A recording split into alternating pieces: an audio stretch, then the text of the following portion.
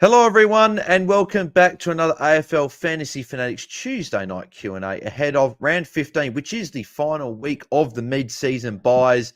And I think we can all say, besides our having more trades, we're all going to be saying good riddance to them because it's been too many weeks of this season with best 18 and obviously at round 0 we didn't have fantasy, and then the first 6 weeks and obviously mid-season buys. But looking forward to it. I'm your host Bales, and you can find me at BalesDT across the socials. And joining me is just one other person tonight. It's one of my fellow AFL Fantasy Fanatics. It is Jordox, mate. How are you? Very well, thanks, mate. Good to be here. Good to see the back end of the buys, although it depends how you went through them, really. There'll be some people who love the buys, but I'm happy to say bye to the buys and on to the final part of the year. Yeah, exactly. It's going to be, I think, an interesting back part of the year. Obviously, we're talking with DC on Sunday night, and we were saying that how I think that it's like they do the Hat Chase update on the Hat Chat pod every week, and I obviously say like the lowest ranked coach to get into a top 100 last year before was like 700 and 1200 or something like that. I think this is a year where I think someone could genuinely come from like 2K, 2.5K and finish top 100. I think because I think it's so condensed.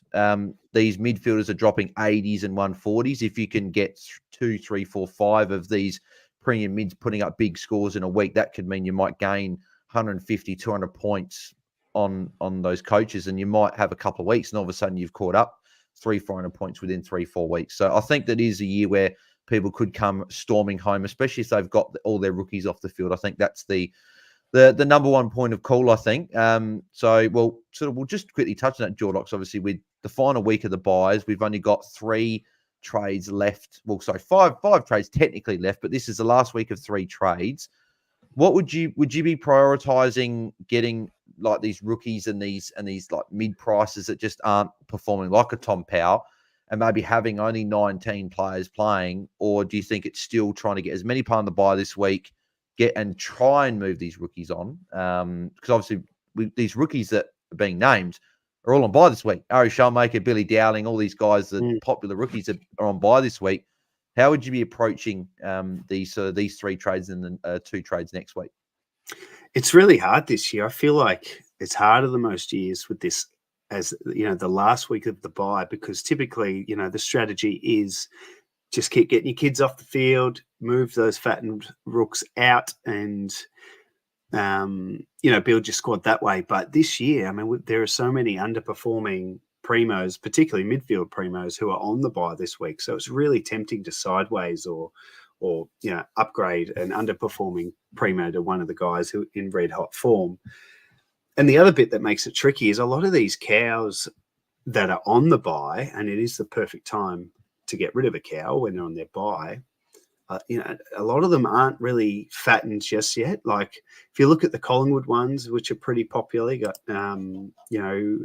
what's his name, Harrison. You've got Sullivan. Your mate. Finn McRae's not a cash cow. He's a anyway. I won't go there. Someone who jumped on a Kruger in the last couple of weeks. They're all on the buy this week. Kane McAuliffe is another one. If he hadn't had the sub every week for the last few weeks, he'd be really fattened and ready to go. So, Fraser, do you trade out? Yeah, these guys, these cows who haven't probably hit their max price, in the interest of just continuing the usual plan of getting your kids off the field, coming out of the buys with 22 primos, and then to the genius out there, 23, 24 primos if you've got a D7 or an F7 that you can loop for the back end of the year. So we won't know the right answer until the next few weeks, but I know that it's something I'm battling with the 3 trades is, do I upgrade one of these mids primos like a Jack Steele or, someone similar, or do I get these kids off the field? So, no, it's very, very good points, and it is a very interesting sort of time of the year. How many how many players do you have playing this week post trades? Assuming the rookies will get named that you assume get named and everything like that. How many players you got playing this week, and then also how many rookies have you got left on field post your trades? Well, it's funny, Baz. I've been doing this with you for a few weeks now, and I never I always forget that you ask me these questions. So perhaps you reel off what you've got, and I'll tally up in the background. Yeah. So I'll have 20 this week. I feel 18 can be solid enough score. That's including a top power to arguably be a rookie at this point because of how poor he's scoring. So I've got well, if I don't count him, 17. Toby Green's there as well, so maybe 16. But I feel like I've got enough players this week in the 20 that can put up a score. And then next week, I won't have any rookies on field. I'll just obviously have, I think my worst probably couple of players is probably a Tom Powell, a Toby Green, and then you're looking at like an Oliver or a Green. So Tom Powell will probably be the guy that I'll try and move on next week and upgrade him to whether it's a Rosie or a Salem, or if I've got more cash, then maybe go up. Or there is a player in a Kyle McKercher who a few people have asked about, which I'm sure we'll chat about shortly, is getting a bit of buzz as well. That if he comes back in this week, he could be an underpriced guy that you might ride for a bit. So I guess it's just trying to get those 22 sort of premium players top of the line that you want in on your side. So have you tallied up now? Yes. So before trades, before anything happens, I've got 17. The good news is they include Zach Butters, who has been cleared tonight, so we can all breathe a sigh of relief there. I can't. Well, those who have him anyway. And then I've got my fingers crossed for O'Reilly Hardiman, which he was an emergency last couple of weeks. North played really well, so I don't like my chances there, but never say never. So that's 17. So I can trade into 20 this week, which is pretty solid.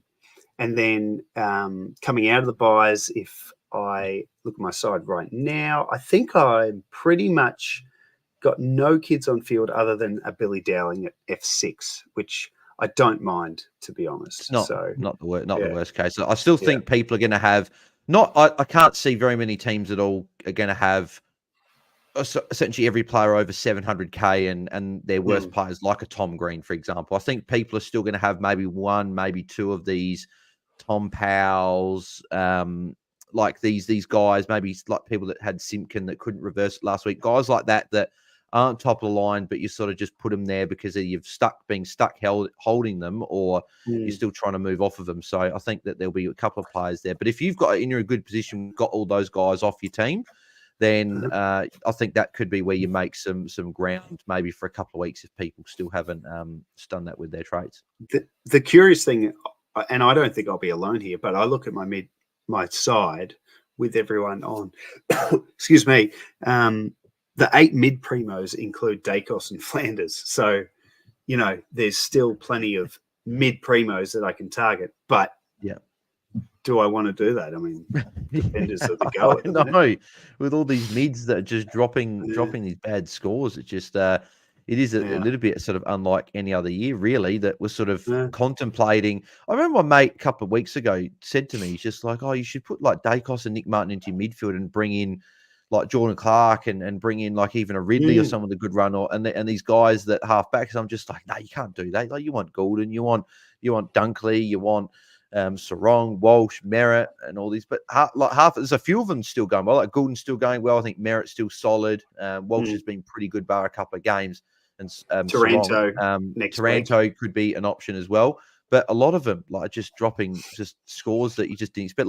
Like Zach Butters, who we just obviously mentioned, was like upwards of 930k a few weeks ago and averaging like 107, 108 and looking like a top 8 mid, but he's dropped a few tag scores lately. And I think he's probably got back-to-back tags to come from Berry and then Windhager. He's like, it is a very, very weird year for these mids. Yeah. And we talked about this a bit on Sunday night, and DC made great points around, the style of the game we're seeing in 2024. It's a bit quicker. There's a bit less stoppage. But, we say this all the time when a few taggers pop up. Tagging's back in vogue. Tagging is back in vogue. It is destroying sides on a week-to-week basis. There are players plucked from obscurity who are saying, you know what? You've probably never done it before in your life. You can go and tag.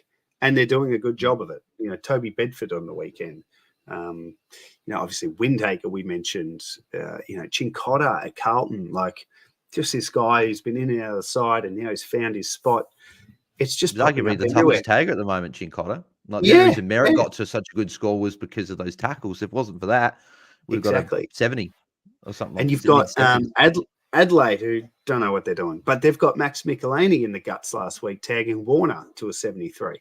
It's Well, it's an in epidemic. saying, I feel like if we look at all the games this week, there's arguably a player on each 10 that could do it. So you look at Carlton versus Geelong. Mhm. You got Geelong have got Mullen, Blitzarves, Atkins, O'Connor, who have all done roles in the past, and you've got Walsh Mhm. and Cripps this week. I anticipate like a Blitzarves going to Cripps and a Mullen or someone going with Walsh. And then Yep. you look on the other side, Carlton have got a George Hewitt and a Chincotta that can tag. Maybe does a Chincotta sit on a Tom Stewart or does he sit on a Max Holmes this week? I don't know if Hewitt will have a direct job just because I don't think Geelong have got a mid that you Danger. probably want to stop. If Dangerfield's back, then probably Hewitt would just go to him at stoppage. But Yeah. Dangerfield obviously not classic relevant. Then you look at Port and Brisbane on the Saturday. You've got Willem Drew will run with Lockie Neal. I think you can pretty much lock that away. I think that he ran with Tom Green last week, who do it with this week. And then you've got Jared Berry's going to run with either Rosie or Butters. And I think he matches up almost better with Butters in terms of size, but Butters has been the guy that's been getting it done for the whole year, essentially. So he probably goes to him.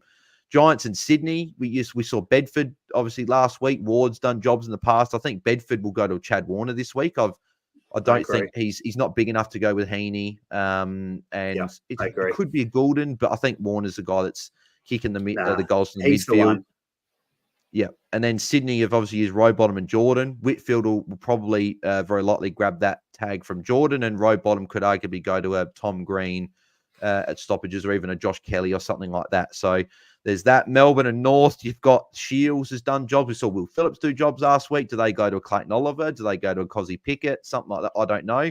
And then Melbourne, Neil Bullen just ran with Dacos before their bye, so he could run with a Harry Sheasel or an LDU. And then you go to Sunday, Essendon West Coast. You've got West Coast have used Jinby with roles, and Luke Edwards has done stuff in the past. Do they run one of those two run with a Zach Merritt or a Nick Martin?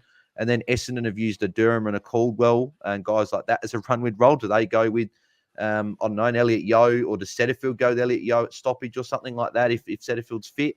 And then the final game, Freo and Gold Coast, is probably the only game actually that I look at and go, hasn't really been a guy that's done a hard tag lately. Like Young Took have done stuff in the past, and Nick Holman, but I don't know if we're going to get anything in that game. So it's just, like, I feel like I was just talking for like 10 minutes about just tags, because in every game there is a tag watch, I think. And obviously tag watch isn't just back in vogue. It is like full on back, like just, it's going to be very, very interesting. I think the traders made a good point about this yesterday about, in terms of your trade targets, you've almost got to go for the second best midfielder, not the best midfielder, because the best midfielder in every side is copping the tag, and then the guy behind might be able to pick up the slack. But, everything you just said is spot on, and we didn't even talk about the 6 sides on the bye. All those sides have taggers too. Yeah, exactly. We won't go through them, but anyway, that's what we're facing.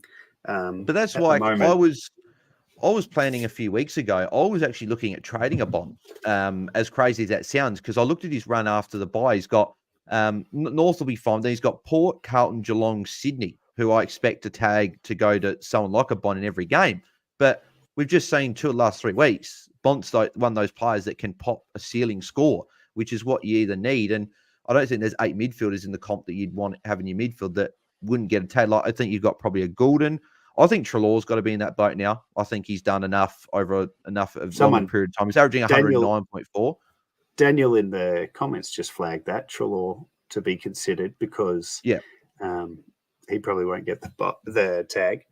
Yep, Taranto is another one that doesn't get the tag. I don't think will get the tag at all, and he's a guy that we're probably going to look at after bye. Sarong gets tags, but he just manages to get a score 95% of the time. Besides, obviously, last week we got an 80. Dunkley was meant to be that guy, but he's dropping in price rapidly, so I'm not sure. Like there's only probably a handful. There's not many. Yeah, so it's going to be interesting. No.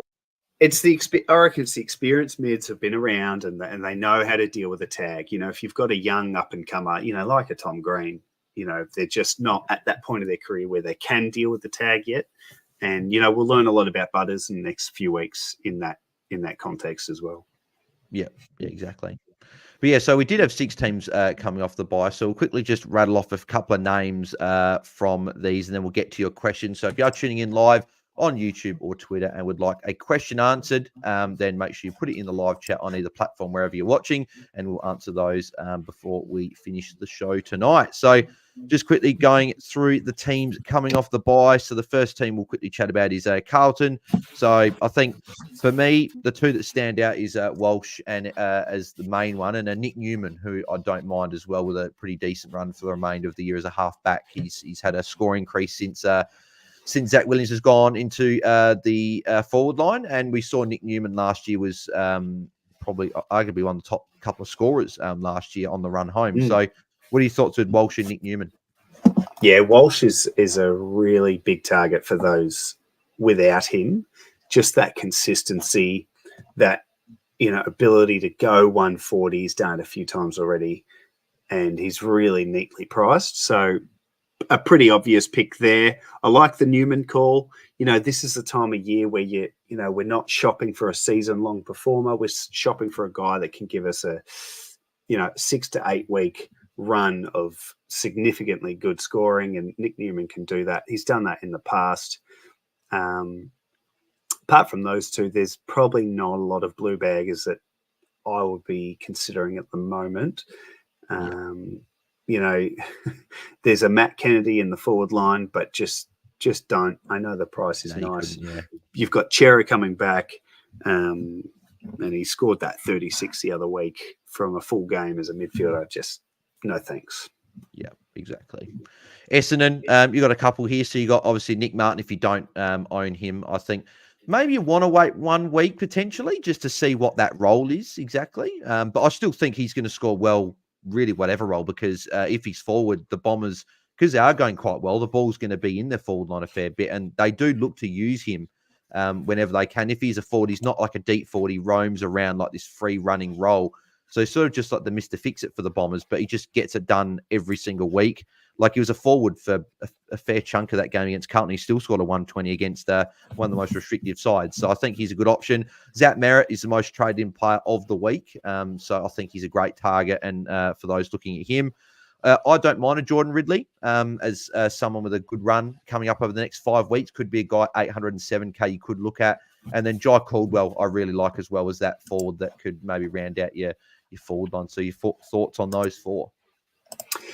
Yes. Let's go with Caldwell first. He'll be pretty popular, I think, because, if you look at the forwards outside of the very popular ones that are pretty commonly owned, there's not a lot going on down there. And Caldwell, I think, is pretty safe, particularly at that price of $7.55. Ridley, I really like. The issue I have with Ridley is he's a very good player. What I mean by that is he's been released as the intercept, and that's where we want him as fantasy coaches. But he's a pretty good lockdown defender as well. And if the Bombers come up against sides with a few extra tools, an extra tall than most, he just might not have that freewheeling role. And Mason Redman, I believe, will be back this week. And they actually experimented with Jai Menzie off halfback last week as well. So the only thing with Ridley is his price, but no, he's a good option. Merritt, we said it on Sunday night. It's a slam dunk pick. I mean, he's consistent. There's an experienced guy who can deal with a tag and knows how to work his way through it. You said it before. He got his way to a ton the other week when Chincotta was wearing him like a pair of socks. And he was over $1 million just over a month ago, and because of the back-to-backs 87 and 78 in rounds 9 and 10, that was what made him drop. And because he didn't drop a 130, that's what made his scores go down. And he's had a bit of a toughish run. Like he's had the Giants, North with a tag, Gold Coast and Carlton. He's only had Richmond that have been the only sort of real easy matchup, but he's got that run of West Coast, Geelong, Collingwood, Melbourne, Adelaide, St Kilda, and Freo up and for like the next how many weeks is that? 2, 4, 6, 7 weeks. So I just think it's He's under Well, 900K. even the first up, West Coast at Marvel, the Eagles at the moment. Tim Kelly won't be back. Dom Sheed's Sheed's not been playing. ruled out. There's even a little cloud over Liam Duggan at the moment. So, yeah, he could have a field day at Marvel this week. And that's the thing with Merritt is, as good as he's been this year, his best score was a 135, which is great. But his best score was a 135, which is great. But every year he tends to have a big 150. huge 150, and he hasn't done it yet. So I just think he's going to do that at some point. And he hasn't hit a 120. He's actually hit a score.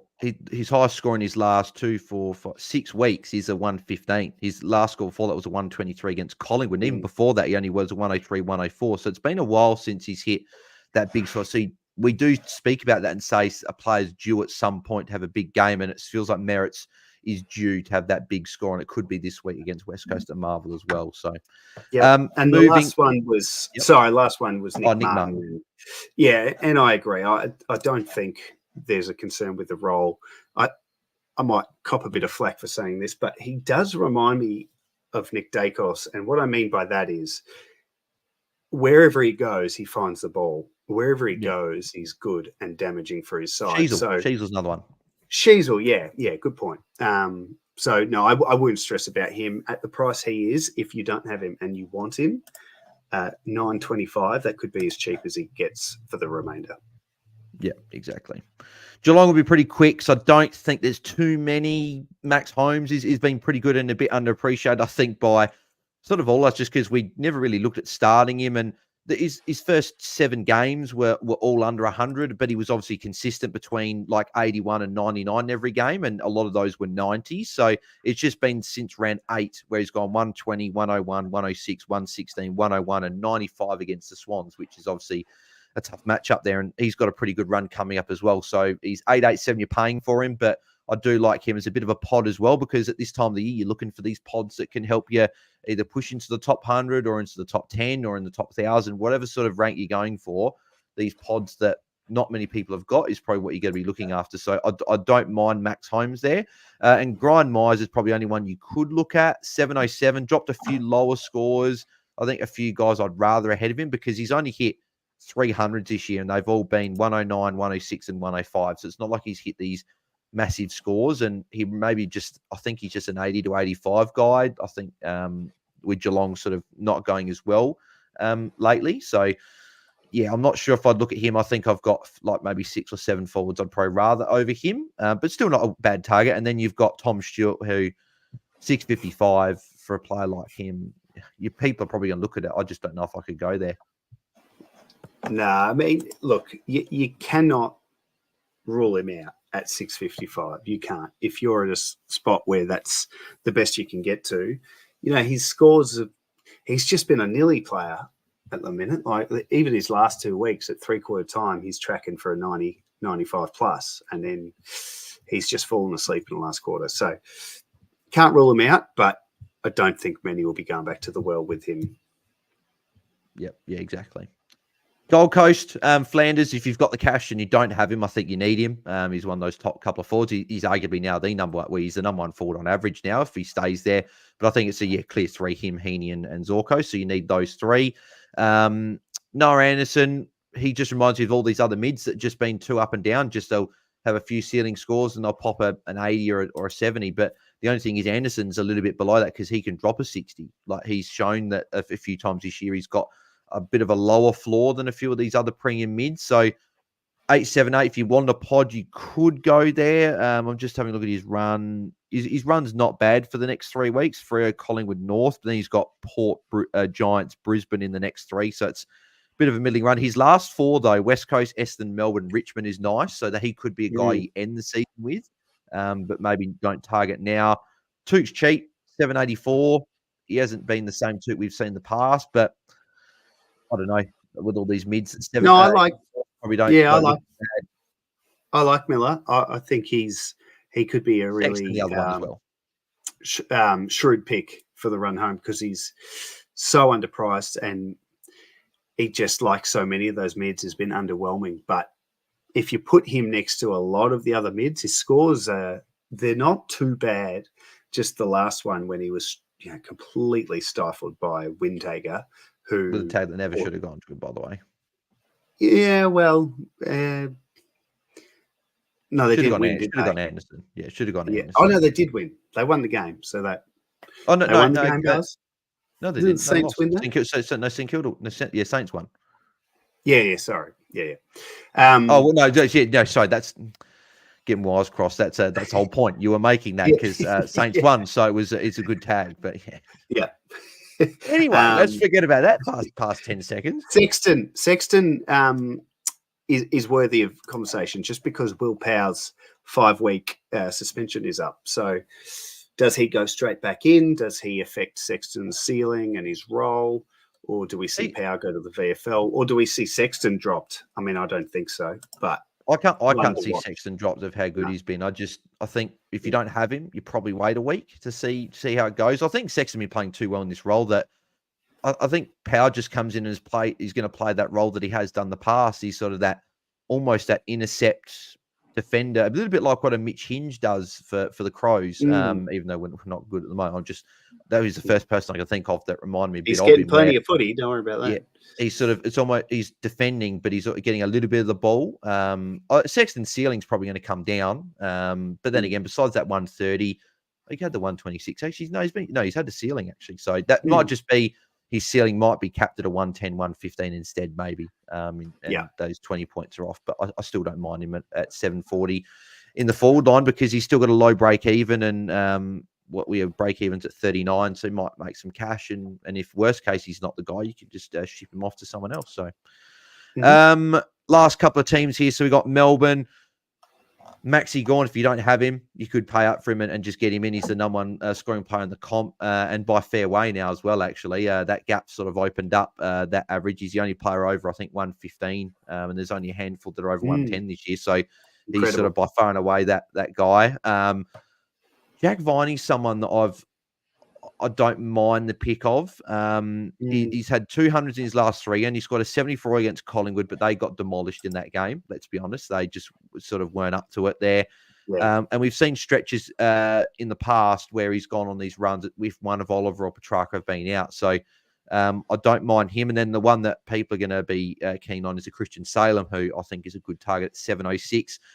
We did get into actually from a shout out to John Nichols on Twitter, said that he went to one of the training sessions at Melbourne, and he said that Christian Salem was training with the midfield, and also Bailey Laurie was training in the mids as well, which was interesting to see. So that he could be that downgrade target you look at. But Salem training with the mids could be a guy.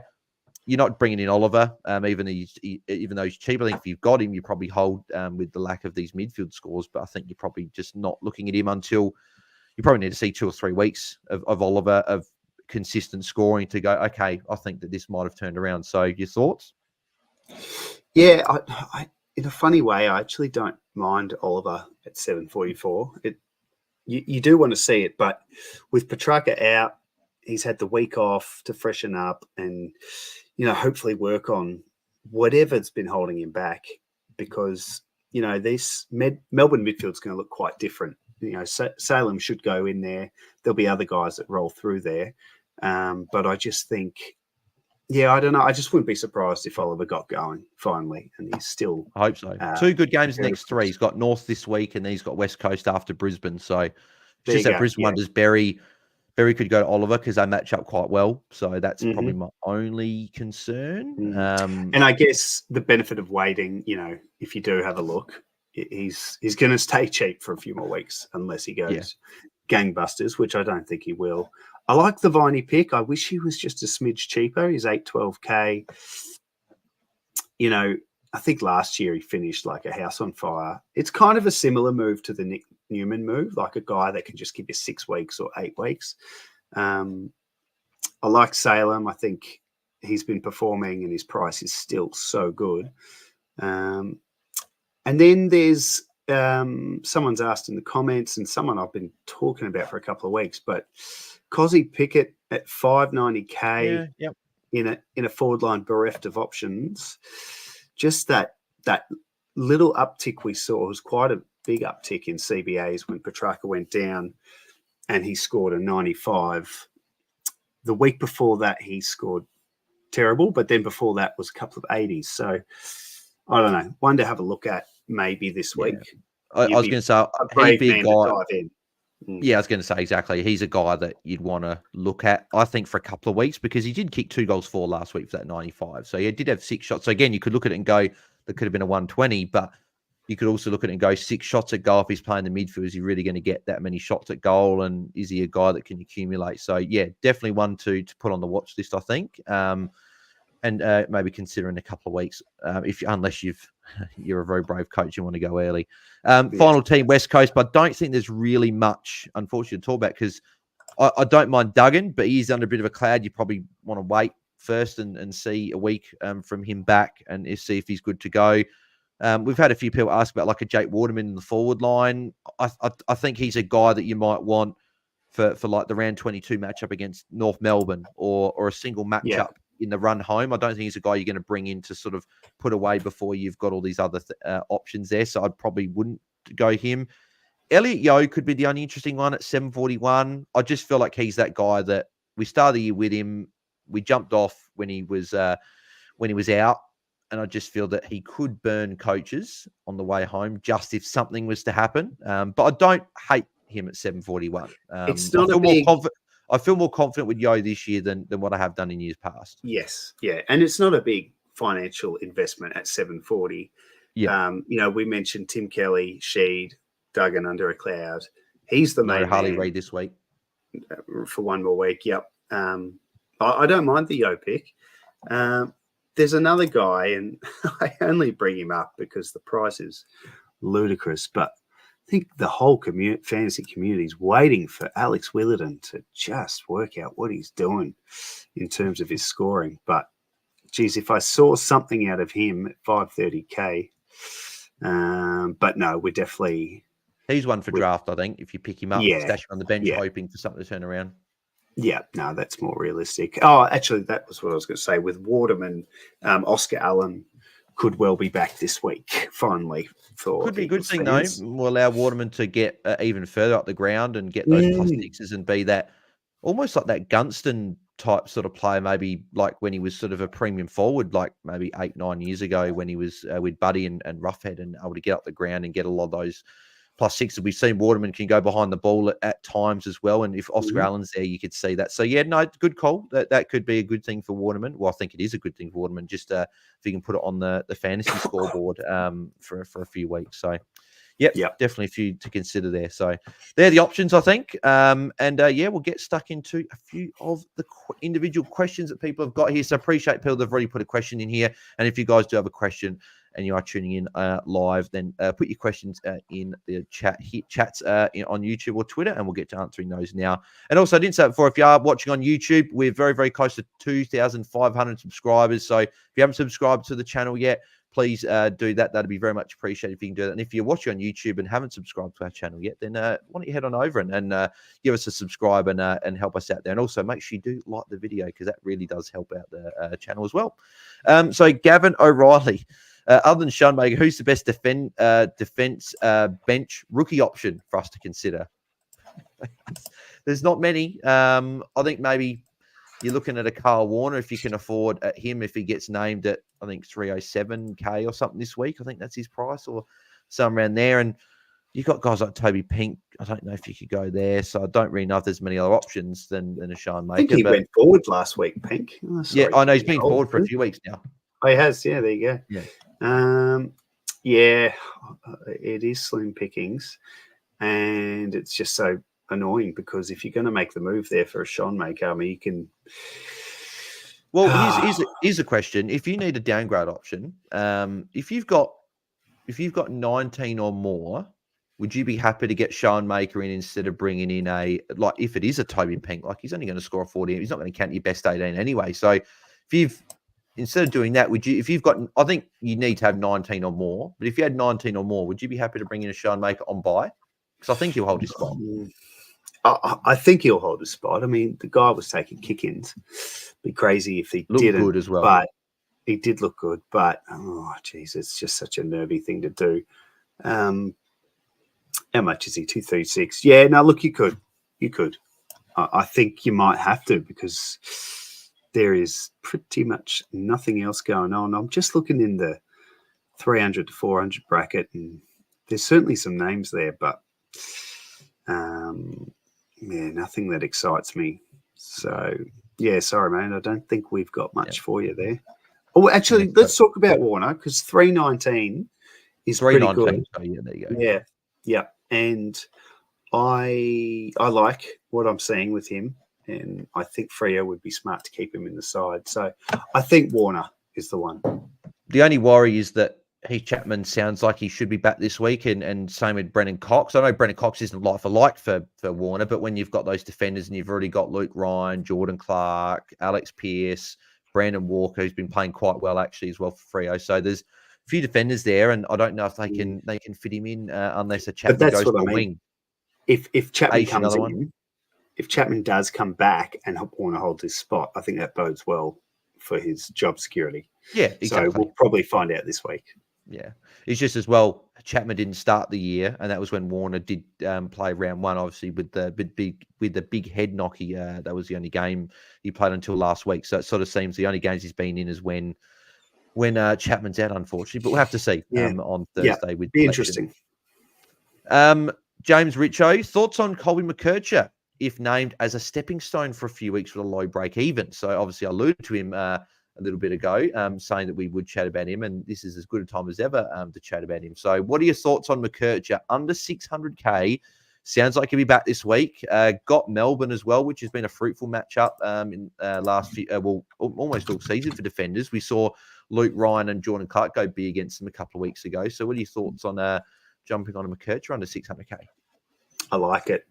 I like it a lot. I do as well. It's interesting because he's going to be back. But I've seen no mention of VFL or anything. It's just going to be straight back in. Yeah. So I think he is he's a really good option. I'm looking at him myself. Yeah. If someone's in a good position where you could do it, I don't hate the idea of if you can do one rookie down and then a rookie up on your bench and have him as a 23rd premium potentially. We've obviously. Yeah. I'm unfortunately 60K short of being able to do that myself, which I was looking at doing with a few different ins with this week. But if you can afford to do that, I don't mind doing a play like that.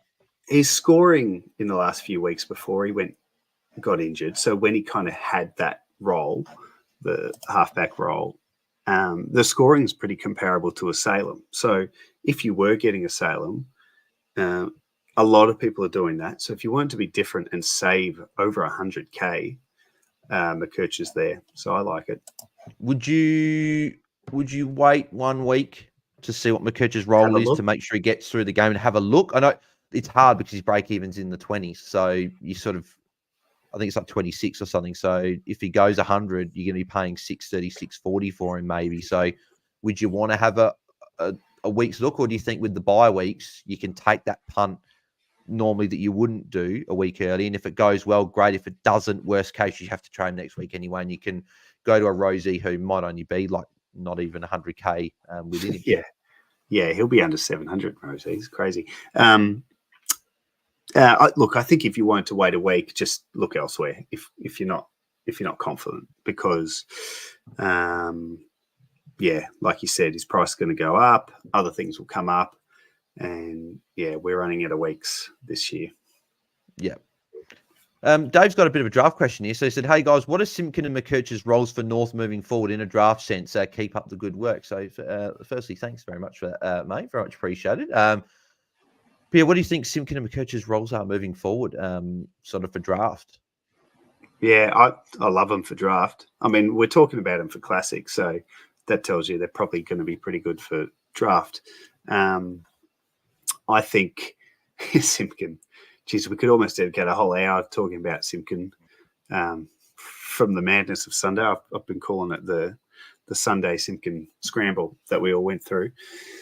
And he's a good chance to play this week. So, for those who got stuck with him on the Sunday, you might be rewarded. In terms of roles, look, we just talked about McKercher.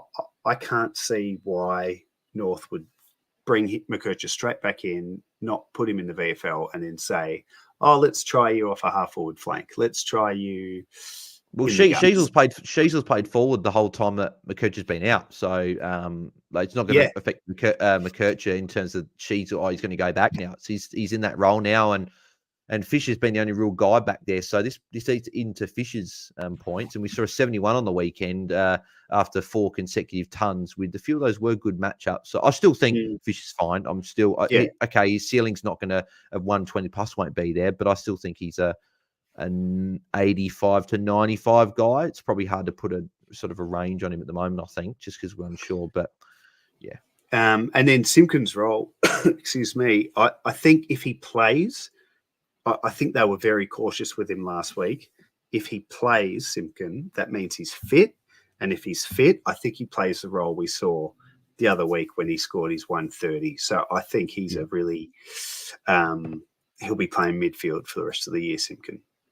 Yeah, he's a guy that I was happy to jump on last week. I'm probably happy to wait the week this week because I've got Powell. If Simpkin goes well, I can just make that sideways switch next week if I wanted to, and I could maybe then swap a premium in another line or something like that. So yeah, I don't mind the Simpkin one.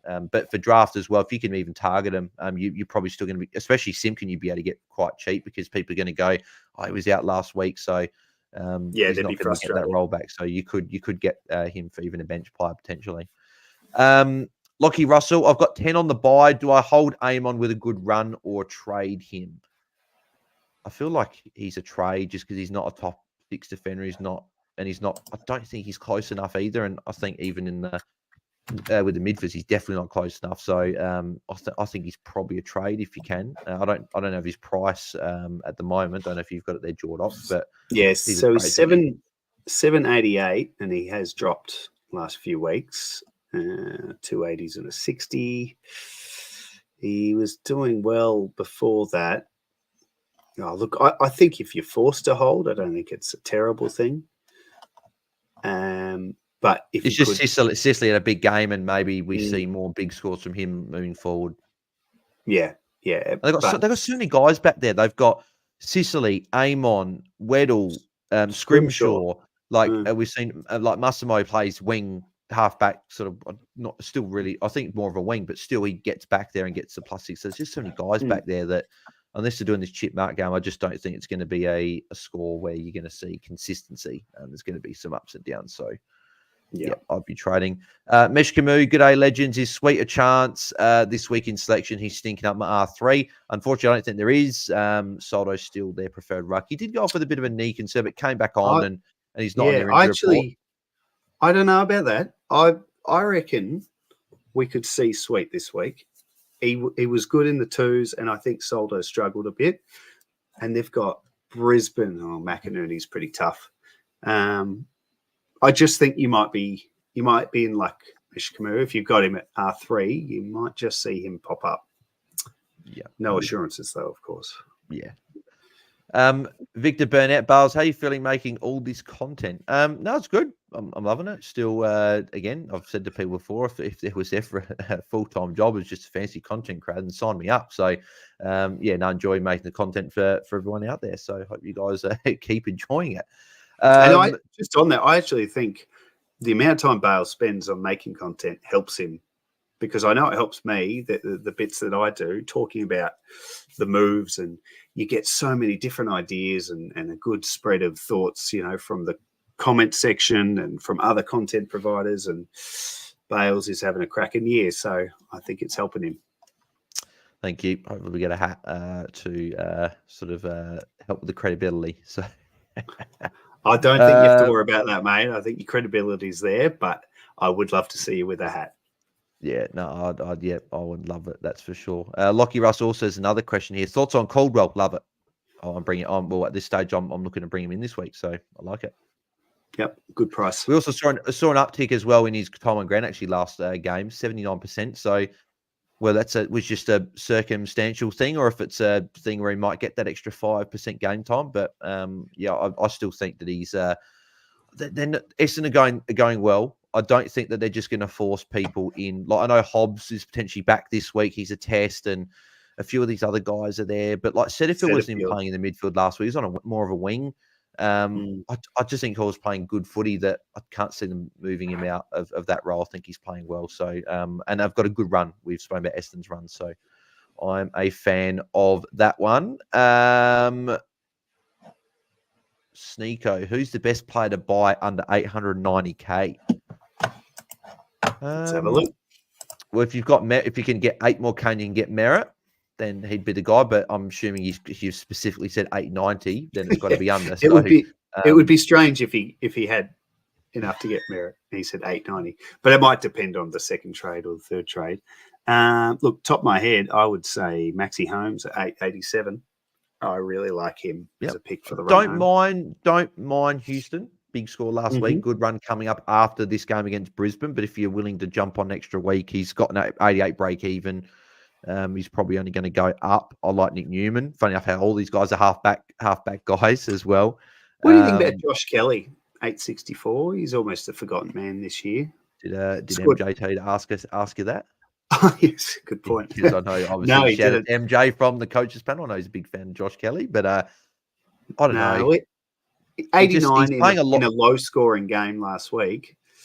Just playing a lot more on the wing, I think, than previous years. And Cogs and the good thing for even Tom Green is that Cogs is a test this week, which I thought he was still another couple of weeks away, but he's apparently a test, and Perryman's a week away. I think Perryman coming back actually will help with Josh Kelly because Perryman can play on a wing and everywhere. So that might mean that he goes more in the midfield. Cogs back could be good for both Kelly and for Tom Green. So, Come on, Tom Green. It's time, mate.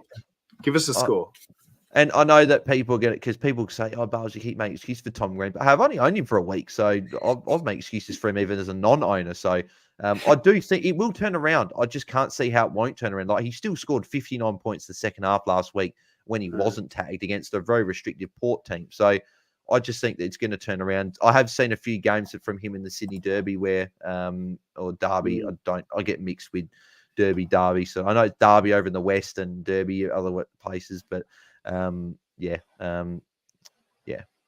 Battle of the Bridge, whatever it's called in there. But anyway, we'll keep moving to the next question. Jack says, need to trade, don't ask. Okay, fair enough. He's got to trade 3 of Marshall, Dale, Steele, and Dacos. Who goes? Well, for a start, I wouldn't be trading any of those 4 because all 4 of those guys you're going to want. For me, if you had to rank them, it would be Steele 1, Marshall 2, Dale 3, Dacos 4. And the reason I got Marshall trading out ahead of Dale is because you can go to a Cherry, you can go to a Grundy, you can go to a Gorn if you don't have him. And all of those guys are going to be fairly close to each other, whereas Dale's been going quite well. But Dale and Marshall are a bit of a toss the coin. But I think Dacos is the one you're keeping out of the 3. I would agree with that order, but I would just put maybe Dacos up a run. And the only reason is he's nearly 60% owned. If you did trade him out and he didn't finish the year well, I mean, Dacos is the kind of guy who can score a low ton and, get 3 Brownlow votes. So, if he's copping the tags for the rest of the year and that ceiling stays down, maybe him just because of how highly owned he is. Jack, we won't ask because he said not to, but I wouldn't be trading any of those guys. Maybe Marshall to Gorn. That would be the one. Yeah. Gareth Evans, which 2 go first out of Jack Steele, Tom Powell, Josh Simpkin, Jeremy Sharp, Joel Frazier, and Bruce Revel? I think one you're probably not trading is Revel. He's playing this week, so he'd be one I wouldn't trade. And probably Simpkin, I'd probably say I wouldn't trade either. If you did hold him from last week, he's probably going to be. If he's back in this week, you don't trade. So for me, it's out of Steele, Powell, Sharp, and Frazier. Who would you be going out of those? Which 2 of those 4 would you be trading out? I'd probably go, excuse me, Powell and Sharp. Tom Powell. I just think he could go. He's clearly done his job for you. And then Sharp, he's 125 break even with going down 36K last week. So you've got to jump off now. He's just going to keep going down. I would never have thought that a week ago, but exactly. Unfortunately, if you score Did he score 12 or 15? 15. Oh, yeah. Shout out to if you guys, I'm sure most of you do, but if you haven't listened to the Hat Chat podcast, the intro for that from DC was quite funny as well. So if you haven't listened to that, guys, go back and watch that because, yeah, DC obviously wasn't happy because obviously he jumped up with us on the Sunday night. And then when they recorded the Hat Chat podcast, he still wasn't happy. So, yeah, bloody Jeremy Sharp, 87% game time for 15. Anyone that can score 15 in the game. It's kind of like what I said about Matt Kennedy earlier. You know, he scored a 36. Yeah. Anyone that scores something like that, it's just inexplicable. Tom Powell tripled that, and we're furious and we're angry with him. So what are we thinking about Sharp when he drops less? So I mean, Finn McRae scored 15, but he only had a half to do it. Come on, Sharp, he could have got to 30. Yeah. And then just the thing with Fraser as well. One thing I'll flag post the bye is that Nick Caulfield is apparently reportedly going to be back, whether that's VFL, AFL, we're not sure. And then also Johannessen's going to be 1 to 2 weeks away post the bye. So that's 2 halfback guys that are going to come in. Fraser could be a guy that might be out, even though he's played okay for the Doggies. So, but then again, you can trade him next week because he's on your bench. Exactly. You go him down. So, yeah, Powell and Sharp for me as well. G'day, boys, from Simon Stacks. Would you trade Sharp before Steele? 19 if trading Sharp. I think I would. I think if you've got 19 this week, I probably would. Yeah. Yeah. Sean, who are you picking out of Salem, Rosie, and McKercher this week? It's an interesting question. I like that one. Yeah. It's 3 bargains. Hey. I think it's Salem for me. Yeah. With North and West Coast. With North and West Coast in his next 3, he's got the lower break even. Rosie, you could launch still. I'm still not opposed to going early on him, but with a Berry potentially there and even a Windhager, we just don't know if they're going to go to Rosie or Butters. And then McKercher, you could wait a week still, and he's still going to be really cheap. Salem's probably that guy. If you don't get this week, you're probably going to look at his price against Brisbane and go, I'm not going to worry about it. Yeah, I think Salem's the one there, but you could make an argument for all 3, you know, depending on how different you want to be, you know, where you are in the ranks. Salem's the safest though. Yeah.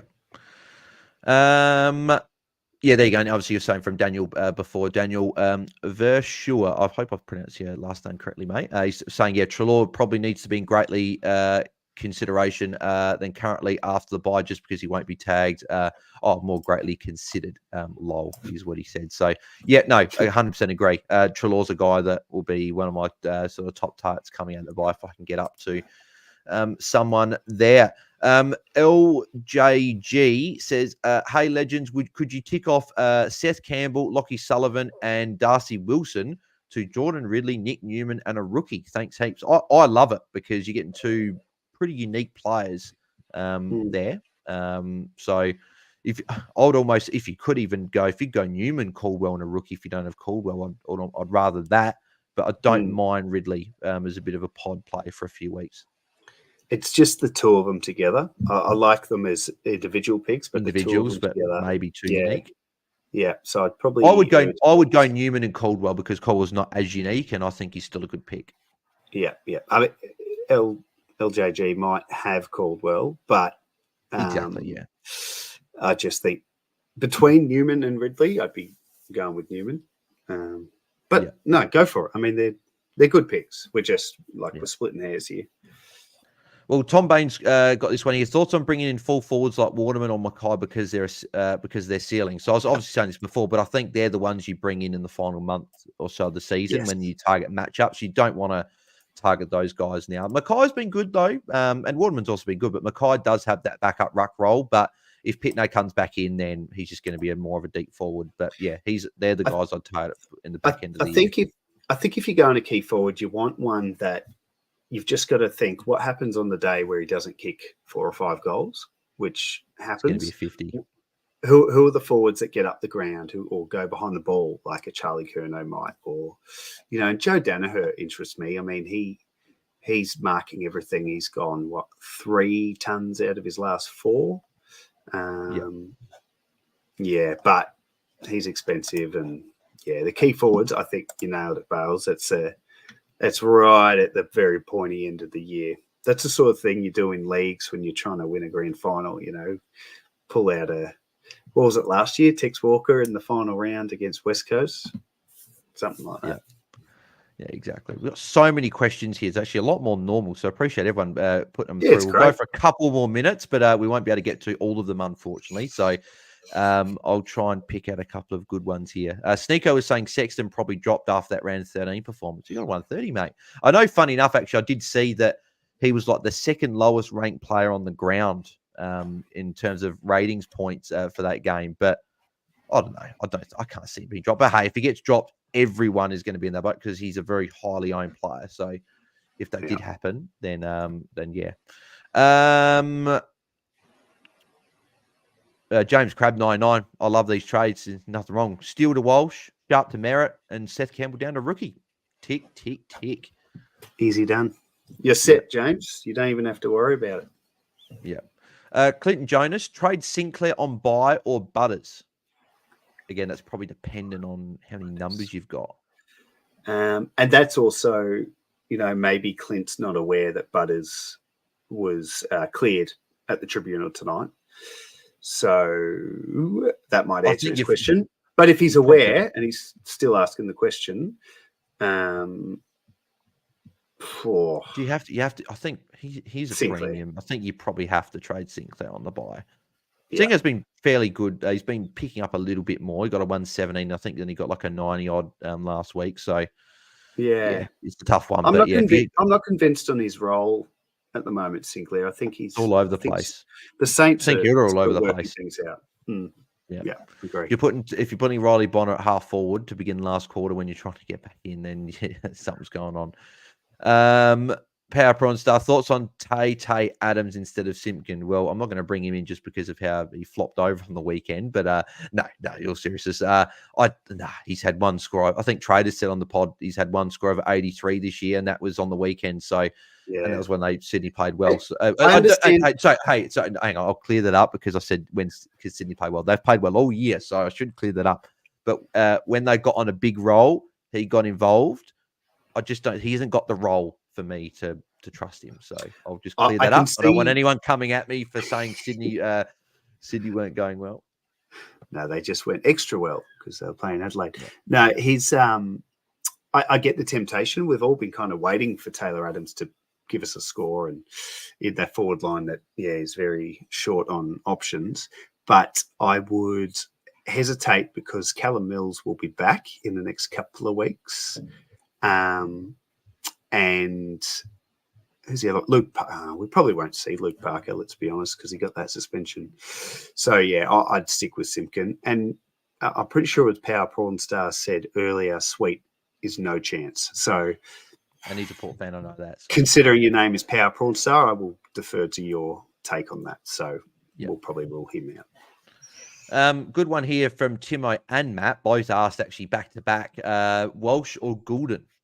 And I think I'll chuck in Merritt as well. So, but we'll do separately. Walsh or Goulden? Are you paying the extra?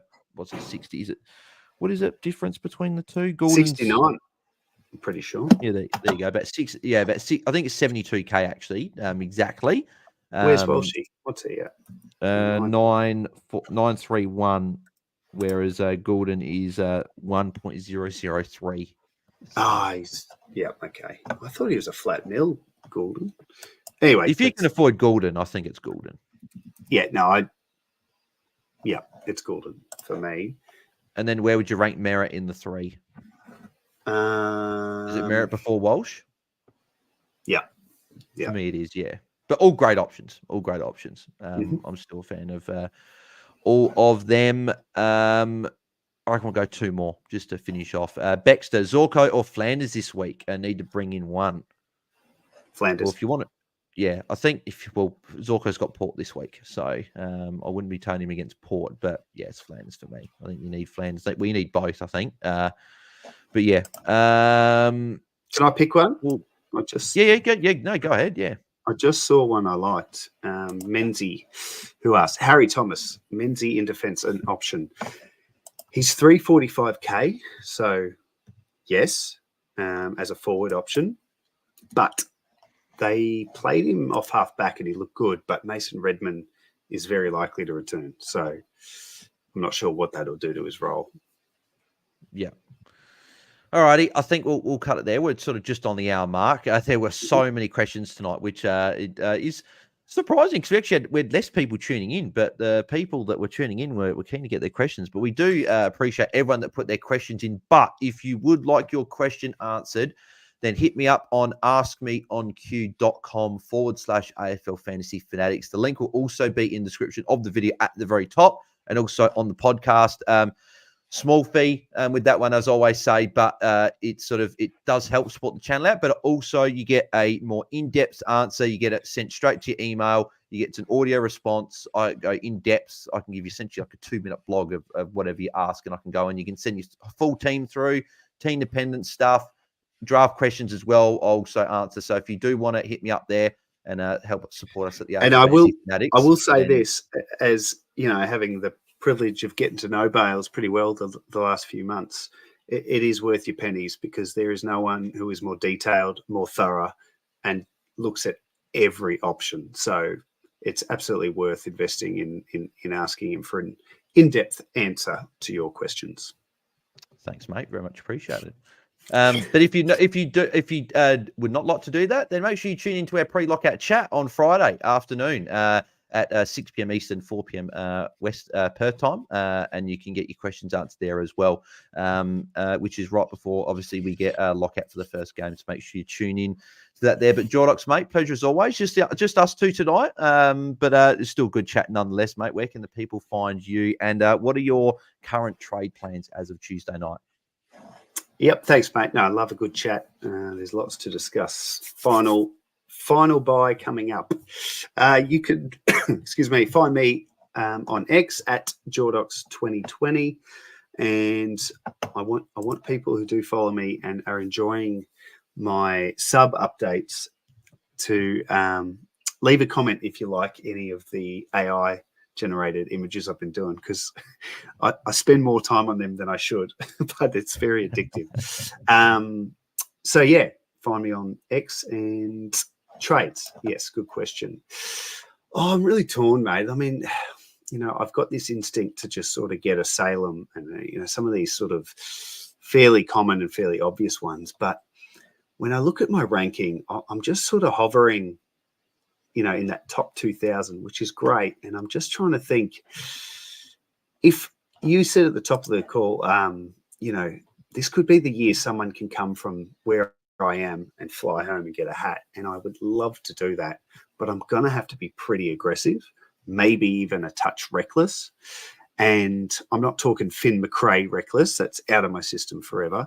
But you know, maybe instead of targeting a Goulden or a Merritt, maybe I go for a Max Holmes, someone a bit different, or I have a crack at a Cozzy Pickett at 590k, you know, something that's going to be different. So I'm not sure where I'm at the minute, but I know I can get 3 trades to make 20. I guess the guys I'm trading out are, you know, Finn McRae is probably one. I'm pretty sure I'm going to trade Jack Steele at this point. And I'm even considering trading Dylan Moore, who's on the buy as well. He hasn't been amazing. So not sure, but I know that I missed out on Goulden, which was stupid 2 weeks in a row. And I know that Merritt is a very obvious choice. So, yeah, they're my thoughts. Nowhere near a decision. How about you?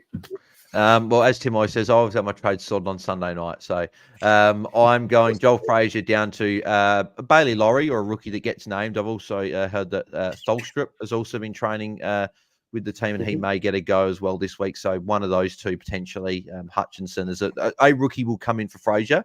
Then I'll be going Riley Bonner to Jai Caldwell, flicking Zach Fisher back into my defence at D6 just for the time being until I can go Tom Power to a defender or a midfielder. And then the final trade will be Jack Steele going to Zach Merritt. Because I got all my rookies off the ground, I think I can trade a Jack Steele and afford to. Plus, I want to be aggressive and get that extra premium on the field this week to keep up with that top pack and try and get a hat. So that's what I'll be looking at doing. Brendan Wide just said here as well, brother loves Salem so much, talking about you, George. But I think it's more he's saying that because just sort of we're having a conversation at one of the Crows games when I was in Melbourne, and he was deciding between Stewart and Salem. And the week he went Stewart, unfortunately. So I think he wants Salem back just so You get Salem back. Well, he's been good, Salem. He's impressed me. He's 700K, but yeah. And then Timo said, sub updates are great. Thanks, Jordox. Saved me last Sunday with Simpkins. So there you go. Oh, awesome. Great. Thanks. Beautiful. Exactly what I want to hear. But beautiful. Thank you, everyone, for tuning in. And as Jordox said, you can find him at Jordox2020. You can find me at BalesDT. If you are tuning into the YouTube video, please make sure you smash a big old thumbs up on the video. We've had over 100 people tuning in tonight. So if we can hit 100 likes on the video, fantastic. And then if you're listening back to and also subscribe as well. That's the other thing.